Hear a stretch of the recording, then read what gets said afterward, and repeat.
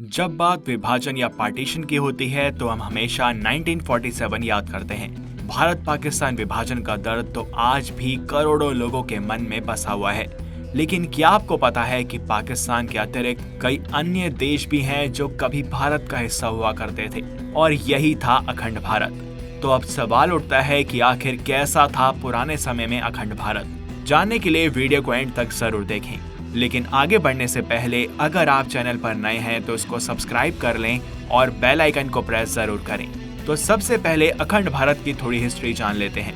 पुराणों के मुताबिक धरती 7 द्वीपों की है: जम्बू, प्लक्ष, शाल्म, कुश, क्रौंच, शाक और पुष्कर। इसमें बीचों बीच जम्बू द्वीप है जिसके 9 खंड हैं: नाभि, किमपुरुष, हरिवर्ष, इलाव्रत, रम्य, हिरण्यमय, भद्राश्व और केतुमाल।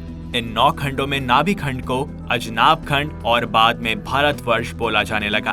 चक्रवर्ती सम्राट भारत के भारतवर्ष की सीमा प्राचीन काल में ईरान, अफगानिस्तान के हिंदू कुश से लेकर अरुणाचल तक और कश्मीर से लेकर श्रीलंका तक थी।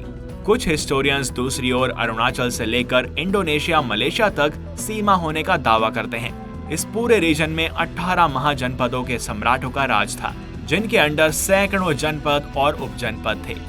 युधिष्ठिर के शासन के बाद आचार्य चाणक्य के डायरेक्शन में 321 to 22 BC यानी ईसा पूर्व में बिखरे हुए भारत को मिलाकर एक अखंड भारत का निर्माण सम्राट चंद्रगुप्त मौर्य ने किया था। इसके बाद उत्तर में सम्राट हर्षवर्धन और दक्षिण में पुलकेशिन II के रूल में भारत की सीमा अखंड भारत का हिस्सा थी।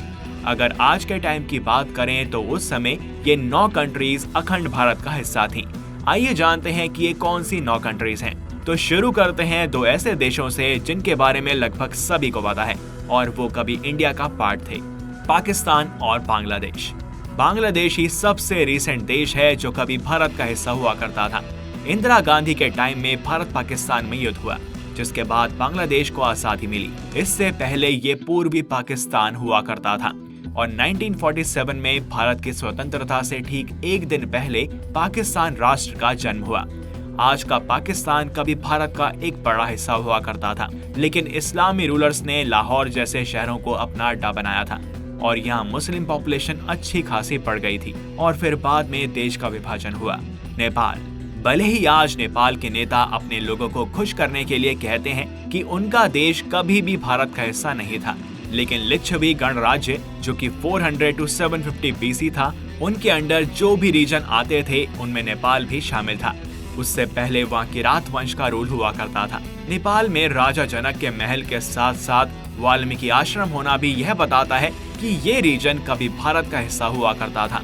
लिच्छवी राज्यों ने वैशाली को अपनी कैपिटल बनाया था। अंग्रेजों का नेपाल के साथ 1816 में युद्ध भी हुआ था। नेपाली सैनिकों ने बहादुरी से लड़ाई की, लेकिन अंग्रेज फिर भी जीत गए। नेपाल ने खुद ही सरेंडर करते हुए अपने कई रीजन अंग्रेजों को दे दिए और इसके बाद उनमें समझौता हुआ और बाद में अंग्रेजों ने बड़ी संख्या में नेपालियों को अपनी सेना में भर्ती किया। 1857 के इंडियन रिवोल्ट में कई बार रिक्वेस्ट के बावजूद नेपाल के नेताओं ने भारत की मदद नहीं की थी। अफगानिस्तान। वो अंग्रेज ही थे जिन्होंने ब्रिटिश इंडिया और अफगानिस्तान के बीच डूरंट लाइन खींच दी थी। इस फैसले पर 12 नवंबर 1893 को British official sir Mortimer Durant और अफगानिस्तान के अमीर अब्दुल रहमान ने साइन किए थे। इस रीजन के आसपास पंजाबी और पश्तून कम्युनिटी की अच्छी खासी पॉपुलेशन थी। इस्लामी धर्मांतरण का सबसे ज्यादा प्रभाव अफगानिस्तान में हुआ था, क्योंकि अरब यहीं से भारत में घुसे थे। अफगानिस्तान में मुस्लिम रूलर्स ने कांधार और काबुल जैसे शहरों का नेम चेंज करके इन्हें अपना अड्डा बनाया। अगर हम महाभारत काल तक भी पीछे जाएं तो उसमें अफगानिस्तान में सिचुएटेड गांधार साम्राज्य का जिक्र मिलता है। इसीलिए शकुनी को गांधार नरेश और धृतराष्ट्र की पत्नी को गांधारी कहा जाता था। 1750 तक अफगानिस्तान को भारत का हिस्सा ही माना जाता था। अफगानिस्तान पर कभी कुषाण वंश का रूल हुआ करता था और कनिष्क के काल में बौद्ध धर्म वहां पर फैला था। श्रीलंका। भले ही भारत और श्रीलंका को समुद्र अलग कर देता हो, लेकिन इसके बावजूद भी ये कभी भारतवर्ष का ही हिस्सा हुआ करता था। श्रीलंका का नाम पहले सीलोन या फिर सिंघल द्वीप हुआ करता था। वहीं सम्राट अशोक के समय इस क्षेत्र का नाम ताम्रपर्णी हुआ करता था। सम्राट अशोक ने अपने बेटे महेंद्र और बेटी संघमित्रा को बौद्ध धर्म के प्रचार प्रसार के लिए वहां भेजा था। इस तरह अखंड भारत में श्रीलंका भी शामिल है।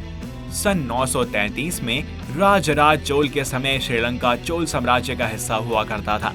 उनके बेटे राजेंद्र चोल के कार्यकाल में भारत की नौसेना और मजबूत हुई, जिसके बाद श्रीलंका के कई हिस्से इस साम्राज्य का हिस्सा बन गए। उस समय सिंहला लोग पांड्य साम्राज्य के करीबी हुआ करते थे, इसीलिए उनसे चोल साम्राज्य को कई युद्ध करने पड़े। रामायण काल में श्रीलंका को ही लंका कहा गया है और ये तो लगभग सभी को पता है। म्यांमार भी कभी भारत का हिस्सा हुआ करता था। इसका नाम पहले बर्मा था। भारत के स्वतंत्र होने से बस 10 साल पहले 1937 में अंग्रेजों ने इसे भारत से काटकर अलग कर दिया। 1921 में बर्मा की पॉलिटिकल सिचुएशन मैनेज करने के लिए साइमन कमीशन को वहां भेजा गया। 1930 में साइमन कमीशन ने इसे भारत से काटकर अलग करने की सिफारिश की। उस समय बर्मा 2 गुटों में बंट गया था, जिसमें एक हिस्सा भारत के साथ रहना चाहता था। बर्मा में कुछ कट्टरवादियों ने एक अलगाववादी समूह बना लिया था, जो भारतीयों के खिलाफ वहां अभियान चला रहा था। भारत के लोगों के अगेंस्ट हेट फैलाई जा रही थी। अंग्रेजों का कहना था कि बर्मा एक अलग देश रहा है और बस पॉलिटिकल गेन्स के लिए ही इसे भारत के साथ जोड़ दिया गया था। बर्मा में भारतीयों को आउटसाइडर बताया जाने लगा और उनके खिलाफ माहौल बनाया गया। भूटान। अमेरिकी प्रेसिडेंट डोनाल्ड ट्रंप का एक वीडियो वायरल होने के बाद उनकी खूब खिल्ली उड़ाई गई थी, जिसमें उन्होंने भूटान को भारत का हिस्सा बता दिया था।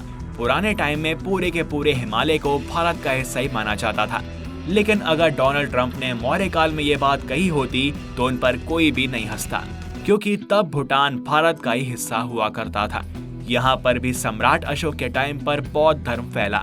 आज भी भारत और भूटान के रिश्ते बहुत स्ट्रॉन्ग हैं और भारत अपने छोटे से पड़ोसी देश के रक्षक के रूप में काम करता है। चीन के साथ डोकलाम कंट्रोवर्सी में भारत मजबूती से भूटान के साथ खड़ा रहा। असम में जब कामरूप साम्राज्य फला फूला तो भूटान भी इसका एक हिस्सा हुआ करता था। अहोम साम्राज्य का ये एक पार्ट था।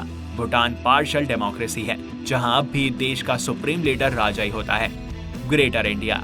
अगर हम अखंड भारत की इमेजिनेशन करते हैं तो मलेशिया और थाईलैंड भी इसमें आएंगे ही आएंगे, क्योंकि इन दोनों जगह कभी भारत के साम्राज्य का राज हुआ करता था। श्री विजय, केदरम और मजापाहित जैसे साम्राज्य एक तरह से भारतीय ही थे। चोल डायनेस्टी के बारे में भी कहा जाता है कि उसने मलेशिया में विजय हासिल की थी। बाद में पोर्टुगीज ने यहाँ कब्जा जमाया, जैसा उन्होंने गोवा और दमन एंड दीव में किया था। इंडोनेशिया में भी भारत के इम्पैक्टेड ऐसे ही साम्राज्य थे, तभी जावा में आज भी आपको इसकी झलक मिल जाती है। जैसे एग्जाम्पल के लिए कलिंगा साम्राज्य को ले लीजिए, जो कि बौद्ध धर्म से इम्पैक्टेड था। ठीक इसी तरह कादिरी साम्राज्य ने भी इंडोनेशिया पर राज किया। जावा में सुंडा साम्राज्य भी था, जिसका कल्चर इंडियन ही था। इस तरह आज जो भारत हम देख रहे हैं वो अखंड भारत का 1/3 भी नहीं है। हमारा अस्तित्व और हमारी पहचान इससे काफी बड़ी है। तो आपकी इस वीडियो को लेकर क्या राय है, हमें कमेंट करके जरूर बताएं। और अगर आपको ये वीडियो पसंद आई हो तो इसे लाइक करें और ज्यादा से ज्यादा शेयर करें। साथ ही चैनल को सब्सक्राइब और बेल आइकन को प्रेस करना ना भूलें। मिलते हैं आपसे नेक्स्ट वीडियो में और भी इंटरेस्टिंग कंटेंट के साथ। तब तक के लिए गुड बाय।